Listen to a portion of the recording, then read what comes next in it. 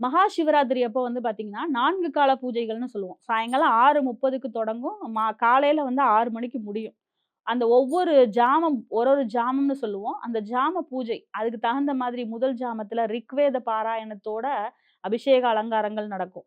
2வது ஜாமத்தில வந்து பார்த்தீங்கன்னா, யஜுர்வேத பாராயணத்தோட நடக்கும். 3வது சாமவேதம், 4வது வந்து அதர்வண வேதம். இந்த மாதிரி 4 வேதங்களையும் முறைப்படுத்தி பாராயணம் பண்ணி, அபிஷேக அலங்காரங்கள் பண்ணி பண்ணுவோம்.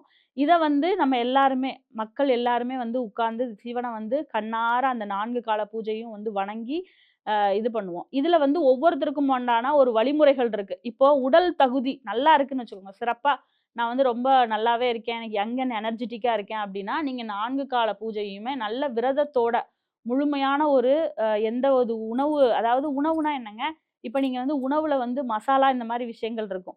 இது வந்து விரத நேரங்கள்ல நமக்கு வந்து உடம்புக்கு வந்து தொந்தரவா இருக்கும். அதனால ஒரு முழு பட்டினியா, முடிந்த அளவு தண்ணீரு, வாழைப்பழம், இளநீர் இந்த மாரி சாத்வீகமான பழ வகைகள உணவுகளா எடுத்துக்கிட்டு இருக்கிறது தான் விரதம். சில பேர் என்ன பண்ணுவாங்கன்னா, மிளக வந்து தண்ணீல போட்டு அத மட்டும் குடிப்பாங்க. இதெல்லாம் வந்து ஒரு ஒரு ரொம்ப நம்மை வந்து உறுதிப்படுத்தக்கூடிய விரதம்.